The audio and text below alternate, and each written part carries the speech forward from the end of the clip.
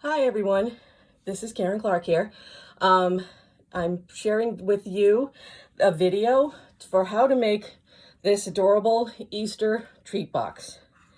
So let's get started. First, what you're going to need for supplies is you're going to need a piece of cardstock that is at least 6 inches by 8.5 inches. 12 by 12 is great. That lets you scale up the design of this if you want. But for what I'm making, the box works well on a 6 by 8.5. Then some additional pattern paper or whatever to do some embellishments on the box once it's complete. You're going to need your trimmer. You're going to also need either a scoring platform with a stylus, or even if you don't have a scoring platform with a stylus, this can easily be done with a nice acrylic ruler and stylus as well. You're going to need some basic scissors.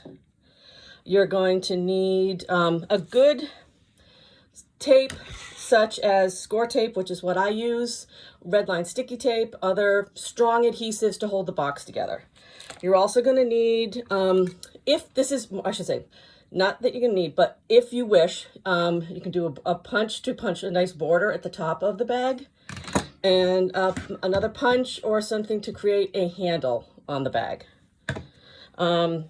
Pretty much that's what you're going to need. So let's get started. First thing I'm going to do is I'm going to cut my cardstock down to, because I have a bigger sheet, 6 by 8.5. Just get this out. And let me just say, I am going to, at the end of this video, below it, you will find the PDF for walks you through how to do this step by step. Once I've done that, what I'm going to do is take my score platform, and then I'm going to score along the 6-inch side. So along this side here, I'm going to score it at 1 inch, and then I'm going to score it at 4.5 inches. From there, I'm going to rotate my paper. So now I'm along the 8.5 inch side, and I'm going to do it here at 1/2 inch.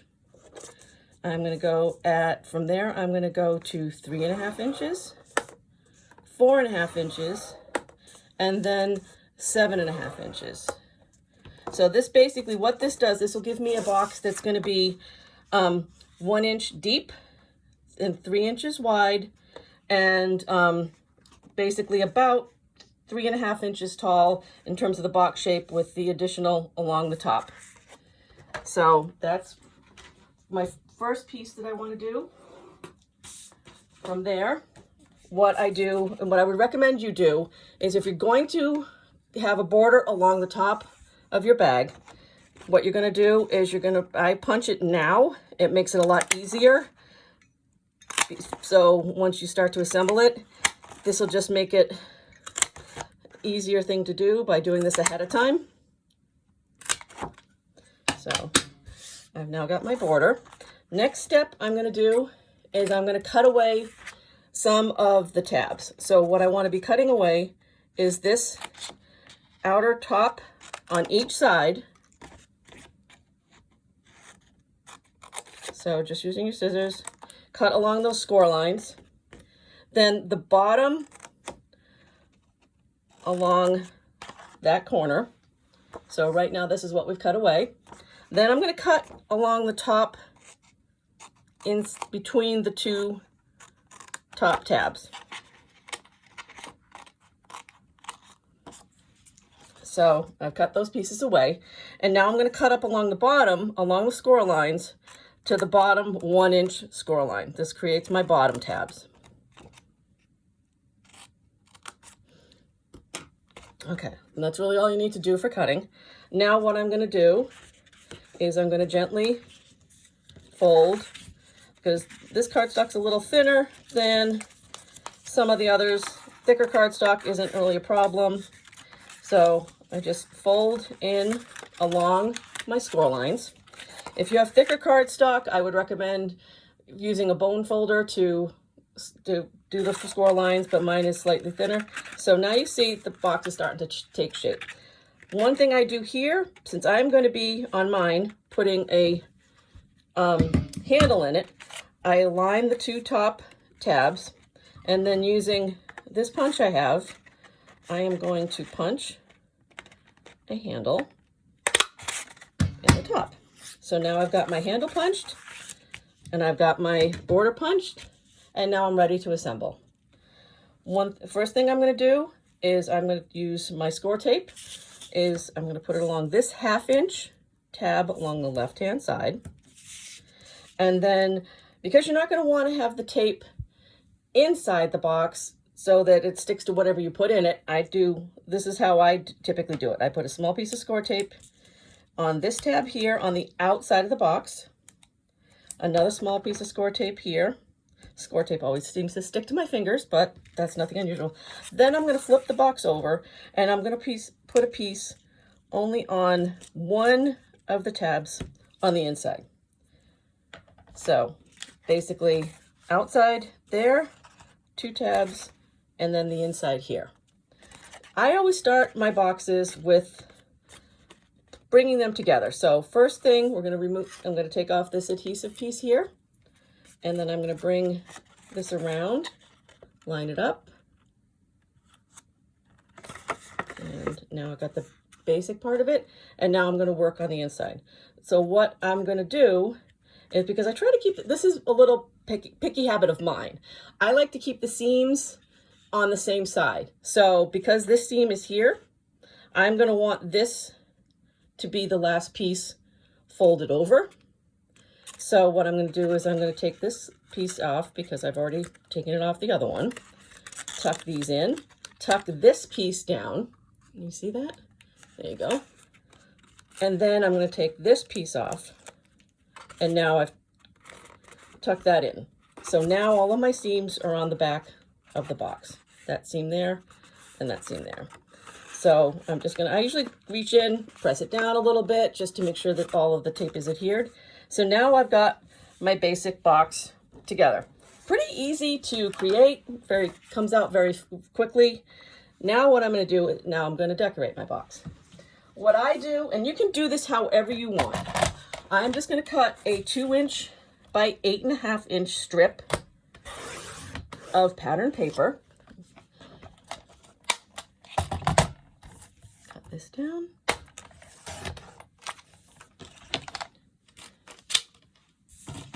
So basically, I don't know if I want that side. I think I like this side. I like the kind of lacy side to it.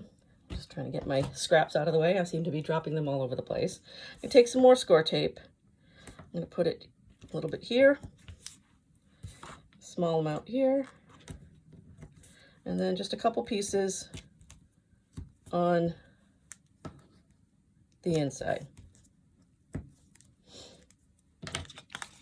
Take this off. You can score this if you wish to make it a little bit easier to fold around the box, but it's not necessary. It's up to you. And let's see, take this off. I always try to, again, this is my nitpicky self, I always try to do it so the seams are facing the back. So I actually start on the back side of the box, and I'm going to pull this up a little bit from the bottom just to give it some drama, I don't know if I want to call it drama, but just to add some enhancement to it. Loop it around. Stick my hand in, makes it a little bit easier to adhere. Fold it as I go. And then around the last side. And then there we go. Now you could put some ribbon around the outside. What I am doing is I've got a small zip strip. Zip strips, if you're not familiar with Close to My Heart, are pieces of about a 1/2 inch wide piece that's at the top of pretty much all of our papers. And I'm just going to cut this down to the width of the box for each side. So I'm going to cut this down to 2 pieces that are 3 inches long. I'm using as much of my scraps as I can with this because I'm kind of on a scrap your stash challenge where I'm trying to use as much up as I can so that I don't have anything left. And so I don't know if anybody else is doing a scrap your stash challenge, but it's forcing me to really be very conscientious about how much I move. So I'm going to adhere this here on the front, and then I'm going to add a little bit more along the back. And if you have a longer zip strip, you could easily just wrap it around the box. So there we go. There's the basic box together. Now this is where you can embellish the box however you want. One thing I'm doing is I'm using a die cut kind of lace scalloped circle, and then I've just got a basic circle of white, and I am going to, pardon my reach, grab my adhesive, adhere these together.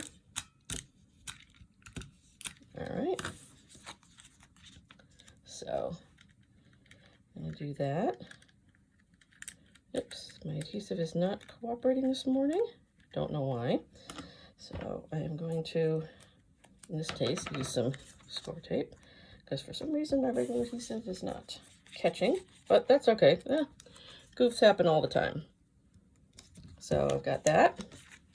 Then what I have is I have a couple of little tags that I punched out, and I also got some little bunnies that I stamped from an older stamp set that Close to My Heart had.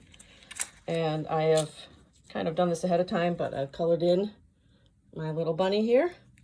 And I stamped Happy Easter on my tags. And so now what I'm going to do is I'm going to assemble them together. So I'm just trying to figure out what is up with my adhesive. It's not catching. I'll leave that by the side. All right, I'm going to just take a little piece because I want to make sure I have these set exactly where I want them. I'm going to adhere this.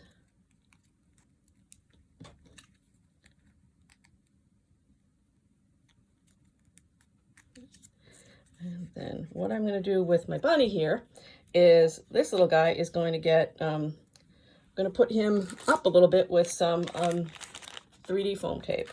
So let's take a piece of this.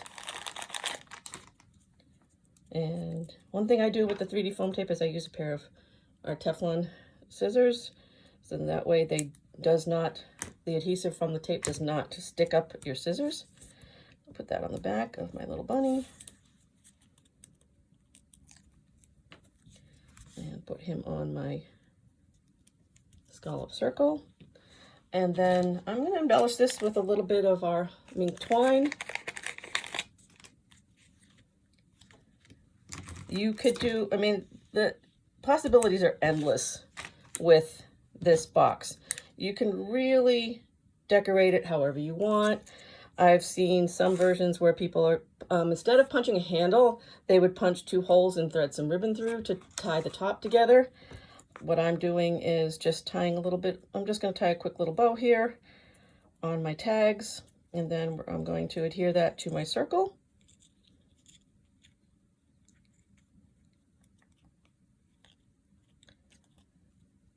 Got my little bow, just straighten it out a bit.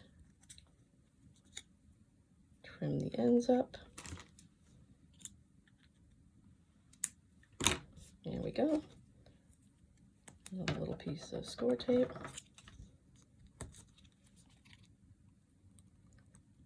Okay, add that to my next to my bunny, and then I'm going to adhere this to the front of the box.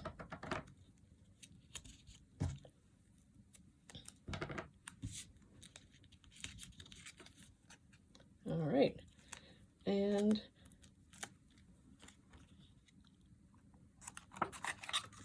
just make sure it's all adhered on the inside.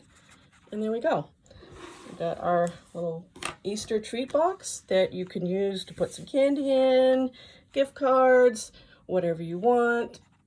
I hope everybody has enjoyed this. And as I said, I will put below this video on my YouTube channel, I will put the PDF. You can download the PDF with the instructions. It walks you through, and it also includes, it has the template so you can see exactly where you're scoring on it.